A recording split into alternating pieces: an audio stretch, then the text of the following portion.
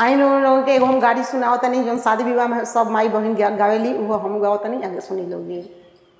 कहाँ के सिलहट कहाँ के लोढ़ा हो, कहाँ के सिलहट कहाँ के लोढ़ा हो, कहाँ के लाला मिरचाई जी, ए जी कहाँ के लाला मिरचाई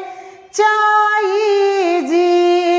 पटना के सिलहट छपा राके लोढ़ा हो, पटना के सिलहट छपा राके लोढ़ा हो। मुंदीपुर के लाला मिरचाई जी, ए जी मुंदीपुर के लाला मिरचाई जी।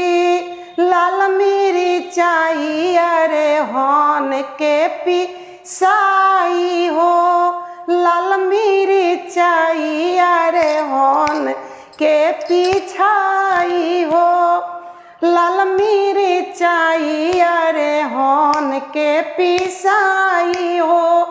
कौन भरुआ के गाड़ी पर छपाई जी, ए जी कौन भरुआ के गाड़ी पर छपाई जी। जितने छपाई मिर्ची उतने भाई हो, जितने छपाई मिर्ची उतने भाई हो।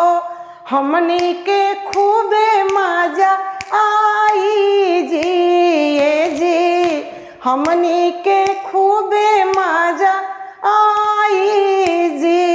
अगर हमार गाड़ी रोल के अच्छा लगल होके तो लाइक करम, कमेंट करी और भर भर के सब्सक्राइब करी और ज़्यादा अपन प्यार दुलार दी लोगी, आगे बढ़ाए के हमरा के कोशिश करी लोगी।